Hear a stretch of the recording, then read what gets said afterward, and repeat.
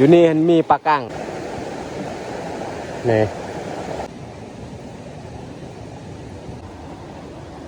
ไฟของเฮากะเริ่มลุกแล้วกระปูของเฮากะ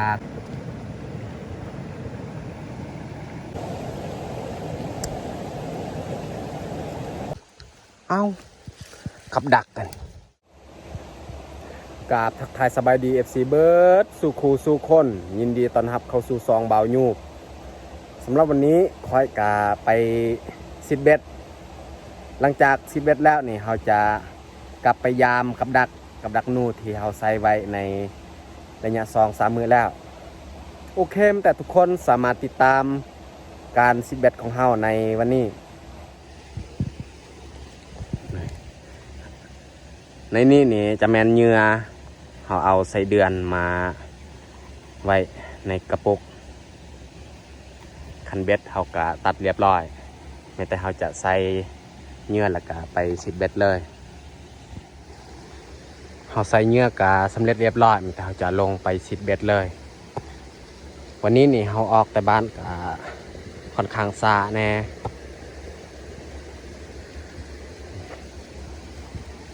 เขามาวันนี้นี่เขาก็ได้ถือเข่ามานำไม่แต่เขาจะเริ่มใส่อยู่นี่เลย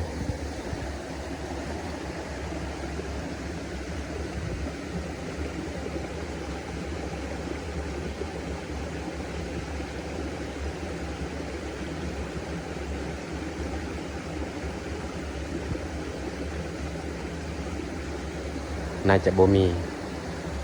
แต่เขาสิไปต่อเขาซิดเบ็ดนี่แม่นเขาจะซิดแต่เทิงลงลุ่มเลย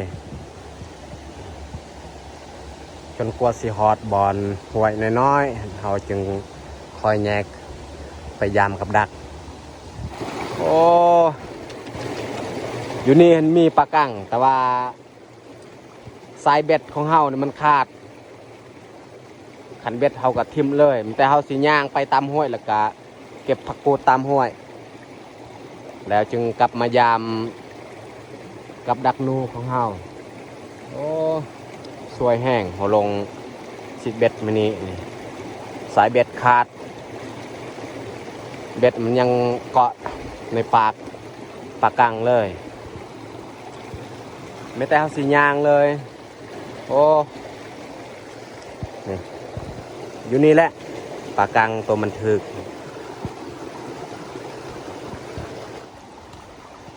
โอ้อันนี้นี่สิได้กินแต่ผักกูดแล้วตายโอ้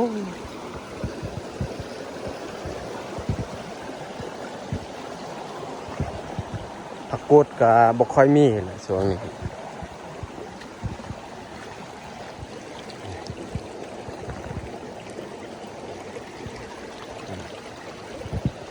สิหาผักกูดก็บ่ค่อยมีแล้ว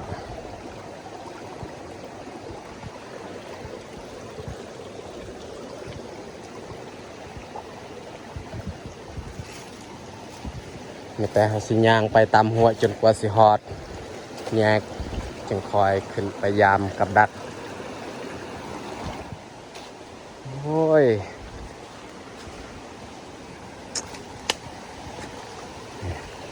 เขาย่างลงกาฮอดบอล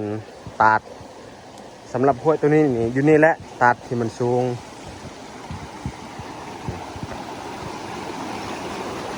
อยู่ลุ่มมันก็จะแมน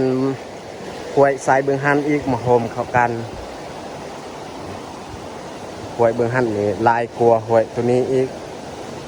โอ้เขาลงซิดเบ็ดเท่านี้นี่สวยปลากะยังบ่ทันได้พอโตสายเบ็ดขาดก่อนแบบนี้สิได้จำแจวและตามเบิงแต่เขาสิย่างลงลุ่มเลยจนกว่าสิฮอดบอลเขาใส่กับดักเขาจึงเมื่อยามกับดักเลยบางทีกะเขาสิกินข้าวอยู่หันเลยถ้าว่าหิวข้าวตอนนี้ก็เวลา10 โมงแล้วนี่แหละบอลนี้นี่ห้วยซองทรายมาโฮมเข้ากัน ห้วยเบื้องหั่นนี่น้ำใสเบื้องนี้นี่คุณเพราะว่าห้วยเบื้องนี้นี่น้ำที่มันไหลแต่บ้านเบื้องนี้นี่ห้วยตัวนี้นี่บ่มีคนอยู่แต่เฮาสิย่างลงลุ่มเลยตอนนี้ก็ยังไก่เฮาสิย่างจนกว่าสิฮอดบอลเฮาใส่กับดัก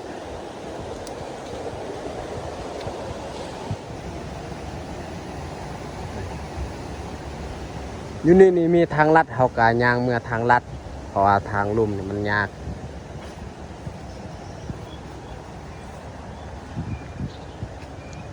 โอ้มีนกนกตัวน้อย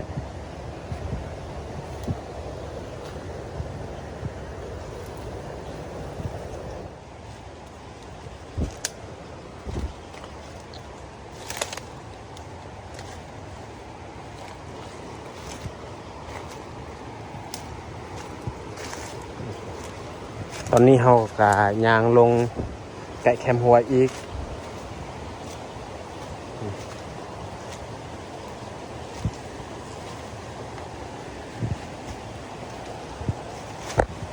โอ้แถวนี้ก็มีสวนคือกันสวนมักนัดสวนอ้อยแต่ว่าเดี๋ยวนี้นี่เขาบ่เฮ็ดแล้วอยู่เทิงหันก็จะแม่นสวนมักเพชรเขาเฮ็ดในระยะ 2-3 ปี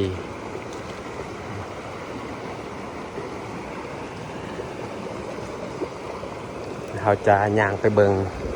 หน่อไม้บางทีมีหน่อไม้อยู่หั่นนี่เราสามารถกินดิบก็ได้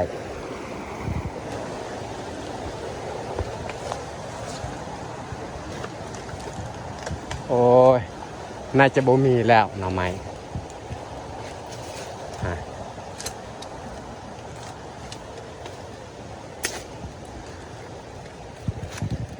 บ่มีแล้วนี่แต่หน่อไม้ตัวมันสูงเบิดโอ้แต่เอาสิย่างเมื่อเลย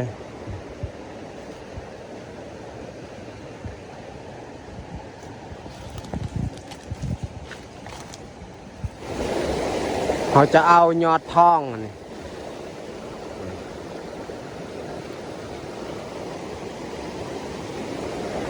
เอาไปลวกแล้วก็จำใส่แจ่วนี่คักคือกันนี่ยอดท้องเขาก็ได้แต่สำนี้แหละไม่แต่เขาจะยัดใส่กระทงแล้วก็ย่างต่ออีกบางทีเขาบ่กินข้าวก็มีเพราะว่าบ่มีของกินเขาบ่ได้ป้านี่เขาบ่อยากเฮ็ดกินปานใดกินแต่ผักนี่ก็อีกอย่างนี่เขาเฮ็ดกินยากถ้าว่าเขาได้ป้านี่เขาจะปิ้งเอาแต่ว่าตัวนี้นี่เขาบ่ได้แต่เขาสีมือจนกว่าสิฮอดห้วยแล้วก็เขายามกับดักนู่แล้วก็เมื่อกินเขาอยู่บ้านเลยเขาย่างไปกะตอนนี้กะไก่ฮอดแล้วไก่ฮอดแยกที่เขาจะไปยามกับดักโอ้สิได้อดเข้าแล้วนี่ถ้าว่าสายเบ็ดบกคาดเขาน่าจะได้อยู่ป่ากั้งนี้น่าจะมีแถวห้วยกันนี่เขาจับได้กระปูตัวหนึ่งนี่โอ้ยไม่แต่เขาสีปิ้งกระปูนี่แหละกินตัวอื่นนี่เขาบ่ได้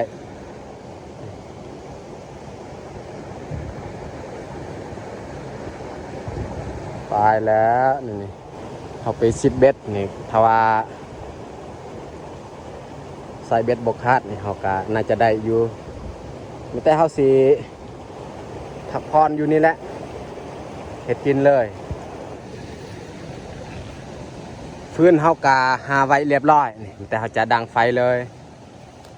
เขาหาฟื้นกับบลายเพราะว่าเขาปิ้งแต่กระปูตัวเดียวไม่แต่เขาจะดังไฟเลย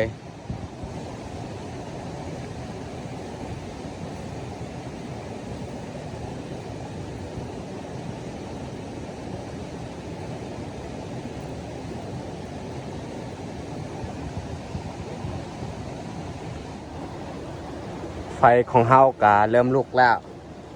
แต่เฮาจะปิ้งหรือว่าเฮาจีเอา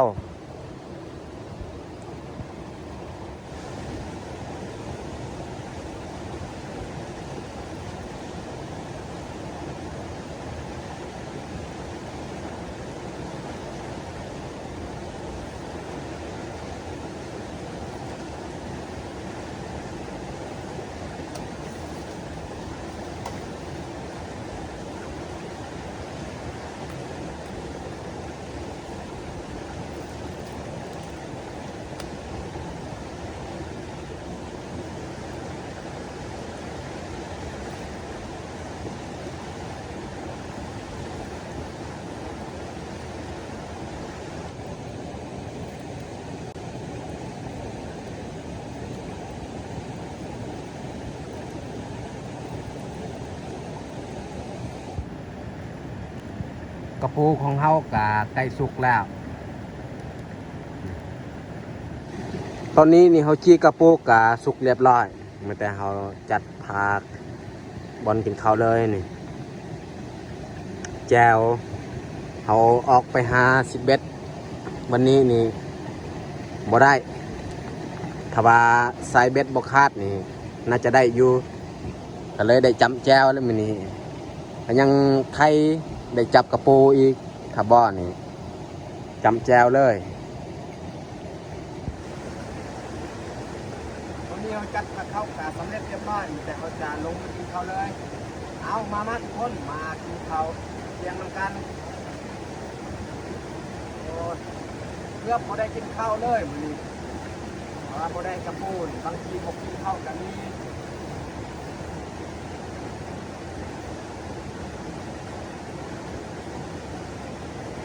ยังไข่ในกระปูนี่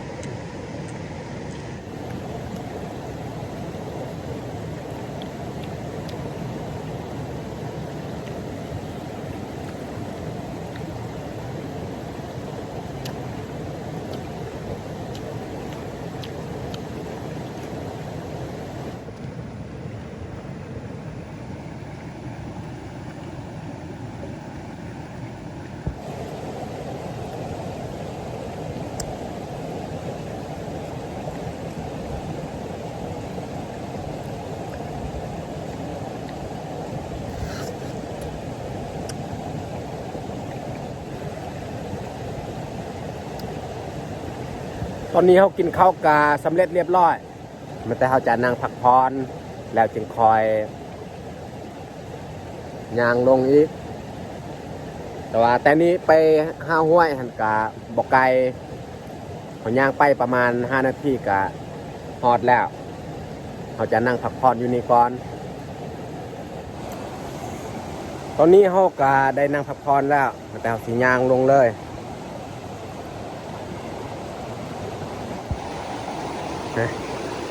กกหมักเดือเราจะลองไปเบิ่งโอ้มีมากตัวมันสุก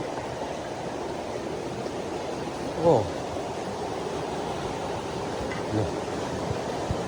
หน่อยหนึ่ง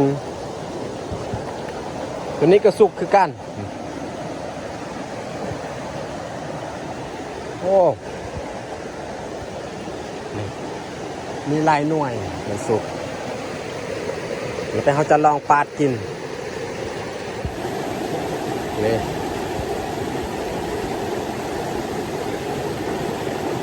โอ้หวาน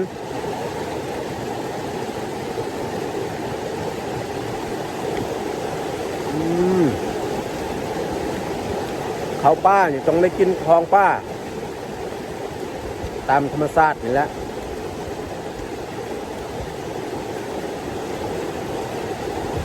เขากินแต่หน่วยเดียว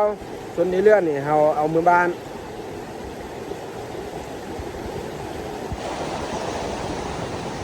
หลังจากเขาเก็บมักเดือแล้วเนี่ยเขากะยางลงอีกจนกลัวสิฮอดหันและห้วยที่เขาใส่กับดักแต่เขาจะยางไปเลยเขายางไปกะฮอดทางลัดอีกแต่เขาสิยางเมื่อตามทางลัดแล้วก็ฮอดบอลที่เขาแยกไปใส่กับดัก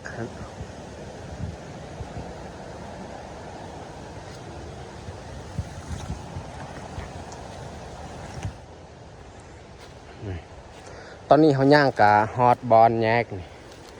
แต่เขาสิลงเลยกับของเขากับอยู่รุ่มนี่แหละหลังทำอิฐ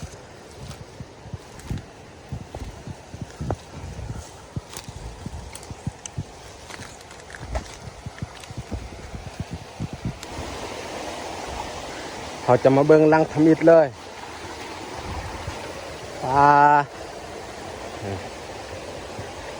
ยังคือเก่าหลังตัวนี้บดทึกแต่สิยามหลังที่สองอีก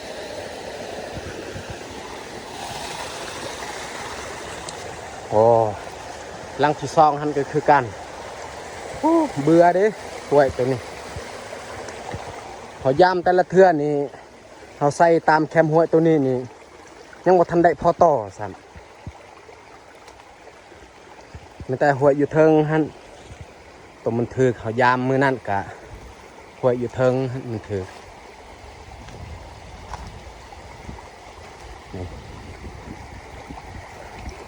หลังที่สามหันก็คือกันเราบ่ต้องเข้าไปใกล้ก็ได้โอ้ผ่านไป3 ลังแล้วตอนนี้เขายามได้5-6 ลังแล้วแต่ว่ายังบ่ทันได้พอต่อสั่นยังบ่ถือ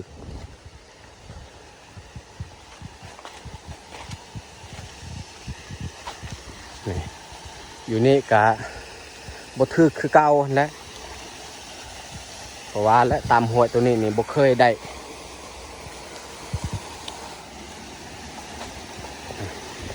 เปลืองหั่นเขาก็ได้ใส่เอ้าบ่เห็นกลับเบิ่งเขาลองไปเบิ่งอ้าวคือว่ามันลั่น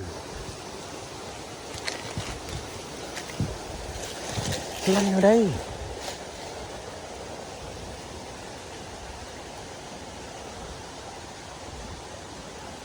อ้าวนี่มันต้นกระยังนี่แต่ว่ามันลั่นตายแล้วหรือว่ามีบ่หนูตัวมันคือเกิดมันหลุดโอ้แต่เขาสิห่างไว้เขาห่างไว้เรียบร้อยแต่เขาจะไปต่ออีกตัวนี้ก็คือลังที่8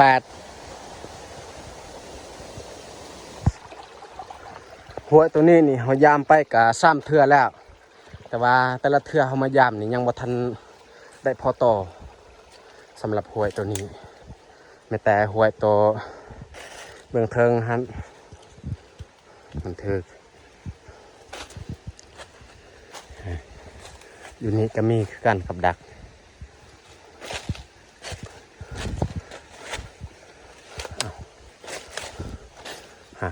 บ่ถือสำหรับห้วยตัวนี้ก็ยังเหลือแต่3 ลังพยานบ่ได้คือกัน3 ลัง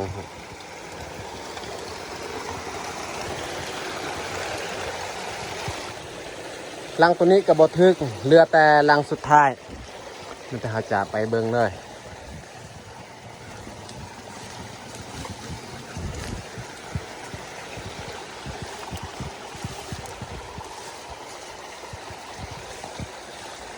โอ้สุดท้ายหันก็คือกันไม่แต่เขาสิยางเมื่อมายามเมืองเทิงอีก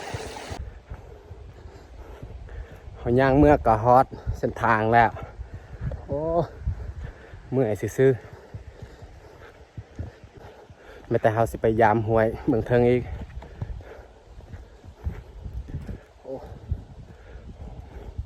แห้งแดดอีก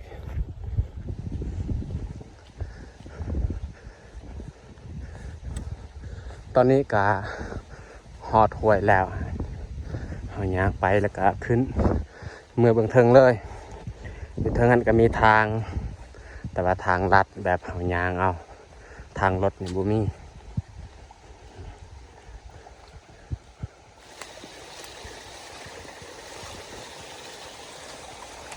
หัวตัวนี้นี่น้อยน้ำมันก็บ่หลาย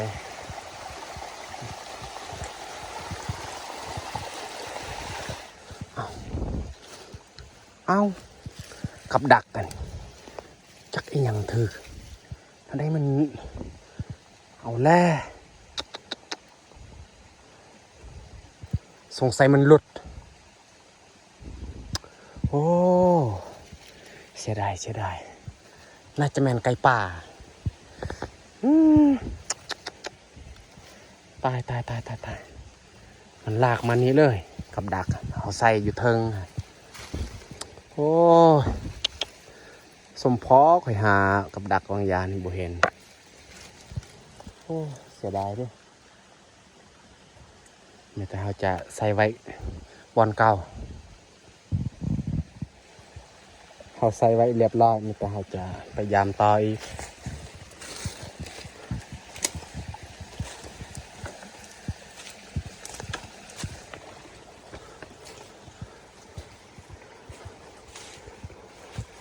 ผ่านไป2 ลังแล้วบ่ถือเขามายามฮอบนี่น่าจะบ่ได้โน่แล้วน้ำเบิ่ง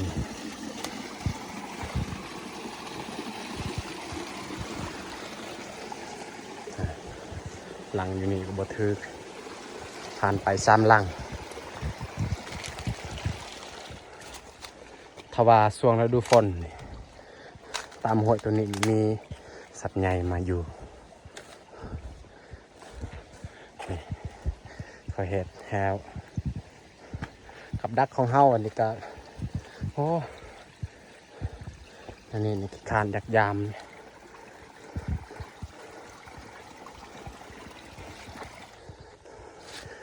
สุดก้อนนี่หลังตัวนี้แหละมันถึกแต่ว่านี่เอามายาม2 เทื่อแล้วบ่ถึก3 เทื่อกับเทื่อตัวนี้หลังตัวนี้ก็บ่ถึกเหลือแต่หลังสุดท้ายโอ้เอามายามหอบนี้นี่เมื่อยแล้วละแถมเบ็ดก็เสียอีกบริสิทธิ์เบ็ดนูก็บ่ถึก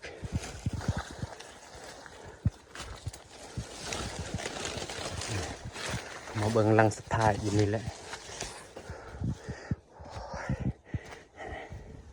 หลังสุดท้ายก็บ่ถึกโอ้ยเมื่อยซื่อๆแล้วนี่มื้ออื่นนี่บางทีเขาไปโกะเลยเขายามมันนี้เทื่อนี้แหละบ่ได้เขายาม3 เทื่อก็ได้อยู่แต่บ่หลายเทื่อทำอิฐได้ตัวหนึ่งเทื่อที่2นี่เขาได้3 โตเทื่อที่3ได้ตัวหนึ่งอีกยามเทื่อที่4นี่0-0เลยบางทีมื้ออื่นนี่เขาโกะเลยเขายามกับดักของเฮากะสุดเรียบร้อยแต่ว่าบ่ได้พอโตมีแต่เฮาสิย่างมือบานเลยเฮานั่งพักผ่อนก่อนเพราะว่าตอนนี้เฮากะฮอดเส้นทางแล้วโอ้เมื่อยซื้อเฮาออกปลามื้อนี้ซิดเบ็ดกะบ่ได้สายเบ็ดขาดเกือบบ่ได้กินข้าวอีกยามกับดักนูกะบ่ได้พอโตและสำหรับคลิปนี้ก็น่าจะจบลงอยู่นี่เลย